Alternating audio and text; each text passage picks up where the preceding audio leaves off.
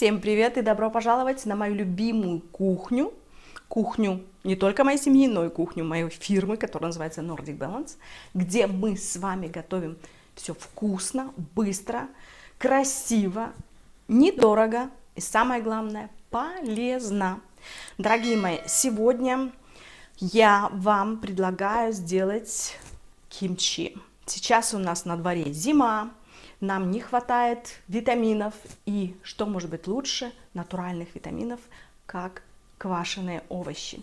Так вот, сегодня мы с вами сделаем еще один рецепт. У нас уже были капуста по-армянски, по-грузински, у нас была капуста по-датски с фенхелем из красной капусты.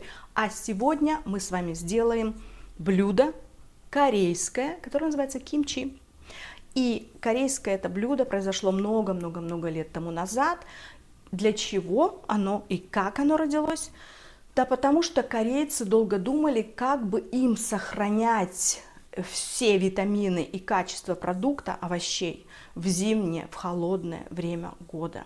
И родилось такое прекрасное блюдо, которое сейчас все больше и больше получает популярность во всем мире, а особенно у нас в Европе. И мое сегодняшнее блюдо кимчи будет очень и очень быстрым и простым. И, как всегда, на это уйдет у нас минут 15-20. Ну что, начинаем готовить?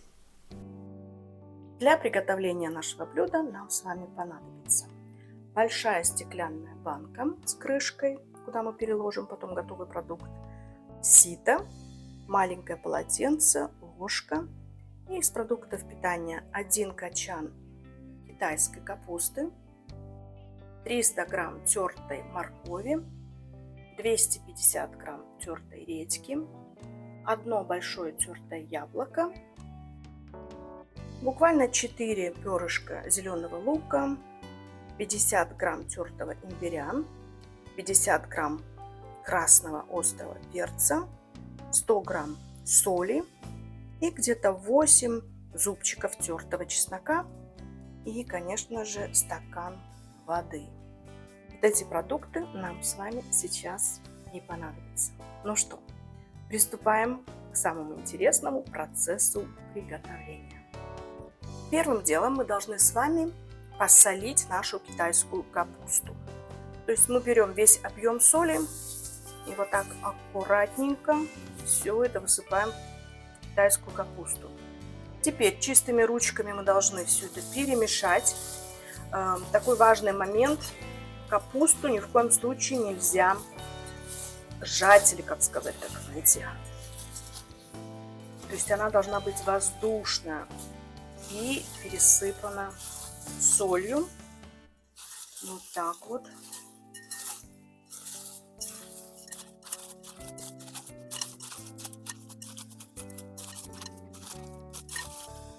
Капусту мы с вами перемешали.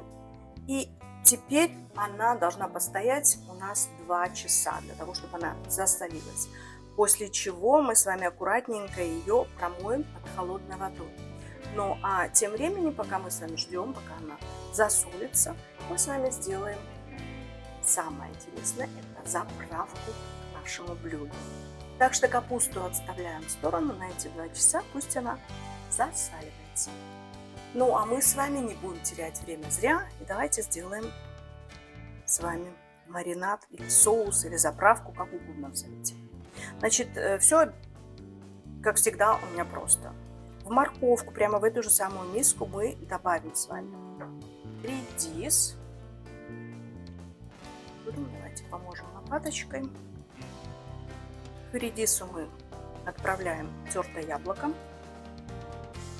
и остальные ингредиенты: тертый чеснок, зеленый лук,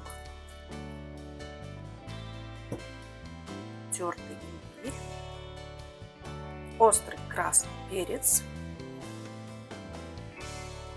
И сюда же отправляем стакан воды. Теперь все это хорошенько перемешиваем.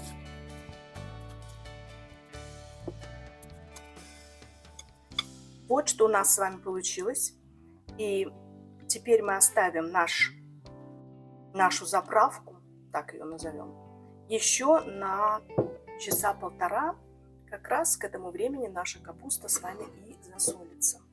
Вот такие у нас две большие миски получились для нашего очень и очень полезного продукта. Так что встретимся буквально через часа полтора.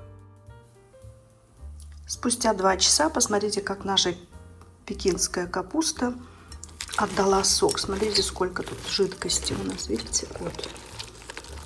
И теперь мы капусту должны с вами промыть в проточной воде.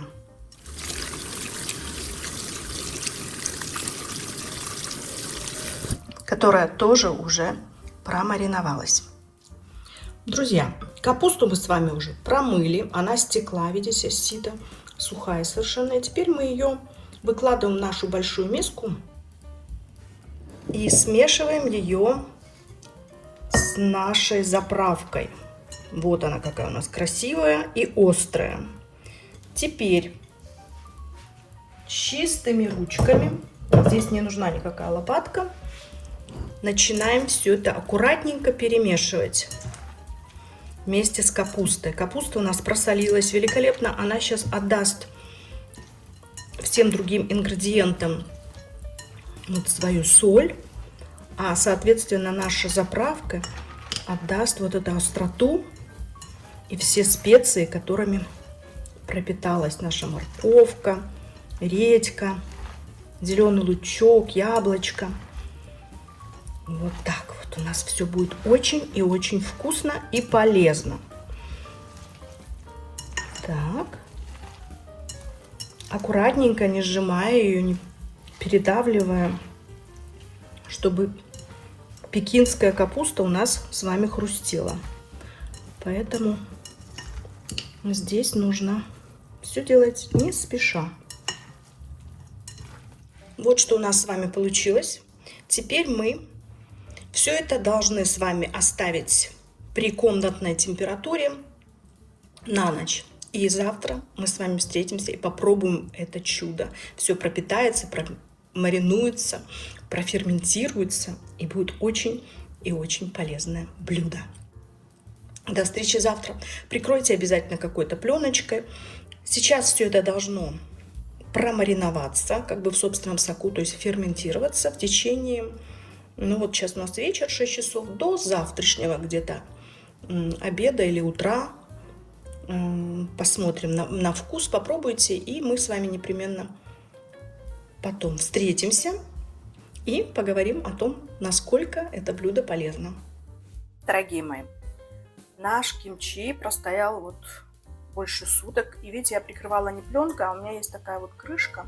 Ну, это чтобы не брызгался жир, если жаришь на сковородке. Прикрываешь так, это как бы и не крышка, потому что это как сито. И наша капуста и все наши прекрасные овощи и могли дышать. Поэтому я прикрыла вот этой вот штучкой. Но если у вас такой нет, может быть, лучше прикрыть даже не пленкой, а просто чистеньким полотенцем. Спустя сутки смотрите, как наш кимчи выглядит. Вы видите, да, сколько жидкости у нас вот здесь есть. Если вам показать так.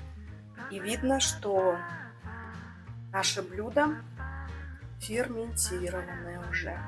Обязательно попробуйте на вкус. Если вам кислинки не хватает, тогда вы можете оставить, как бы засолиться еще на пару часов там, или еще на ночь. Ну, кто что любит, да, у нас у всех с вами разные вкусы и пристрастия, поэтому для нас, например, такой вариант, как сутки максимум простояла и великолепно просолилась. Ну, и теперь я все это должна переложить в стеклянную банку, в которой вся эта полезность и будет храниться в холодильнике. Так, аккуратненько закрываем крышкой и отправляем в холодильник. Такая у нас с вами полезняшка сегодня получилась. Дорогие друзья, показываю еще раз результат нашего блюда. Вот так выглядит кимчи. На приготовление которого у нас с вами ушло 25 минут. Порезали, все сложили, немножко постояло, помыли. Главное, хочу вам тоже такой вот комментарий добавить. Когда вы засаливаете китайскую капусту, да, вы не знаете, сколько точно у вас идет, потому что нельзя предугадать, какое количество соли пойдет в зависимости от кочана капусты, да. То есть может быть больше, может быть меньше. То есть вы так на глаз, горсть соли, там 35-50 грамм, но обязательно, если вы в чем-то сомневаетесь, лучше хорошенько промыть, чтобы лучше недосоленная была, чем будет пересоленная у вас эта капуста. То есть хорошо промываем в проточной водичке. Вот. Вся вот эта вот закваска, которую мы с вами сделали, делается тоже за 5 минут. Ну, у нас в Дании продается, к примеру, и морковка уже тертая, и там редьку можно купить тертая. Но даже если у вас она цельная, все равно это не так долго ее натереть. Самое важное, что продукт у нас получился ферментированный. Это кладезь витаминная, витамин С. Это все, что нам необходимо для микрофлоры, для микробиоты нашего кишечника, особенно в зимнее время. Дорогие мои друзья, это я вам говорю, положа руку на сердце, как нутрициолог, который получал образование в королевстве Дании. Поэтому самый лучший пробиотик – это наши квашеные овощи.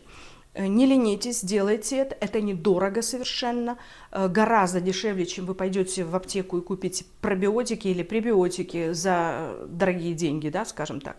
Вот. Делайте, экспериментируйте, это остренькое, тоже, опять же, пробуйте по вкусу, как вы хотите. Вы можете регулировать вот эту остроту красного острого перца, меньше добавить, можно больше яблока или грушу сюда добавить, для того, чтобы вот этот процесс ферментирования натуральных вот этих сахаров из этого одного яблока, которое мы добавили, или одной грушу, которую тоже можно сюда добавить, будет происходить гораздо быстрее. И вы видите, да, у меня стоял этот продукт, ферментировался ровно сутки. Я вчера начала делать в 6 вечера, потом поставила, вы видели весь этот процесс, и вот сейчас у нас без 26 продукт готов. Попробуйте, мне очень нравится этот рецепт, он простой, не нужно заморачиваться. Вот так вот я выкладываю, как еще раз покажу вам, в такие банки, у нас нет с крышками. Ну, вот такая вот у нас прекрасная, она плотненько закрывается, плюм, и хранить ее нужно в холодильнике. Хранится она великолепно. Делайте, экспериментируйте, делайте мои также другие рецепты. Я тоже сделала параллельно, но я не снимала видео, потому что у меня уже есть огромную такую бадью с квашенными овощами по-армянски. С разными, там и свекла, и корень сельдерея, и что там только нет. И у нас всегда зимой обязательно это есть.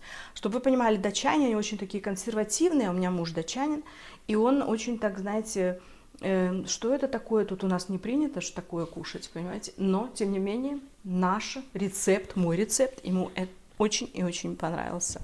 Так что надеюсь, что и вам он придет по душе, и вы с удовольствием будете делать это дешевое, вкусное, а самое главное полезное блюдо.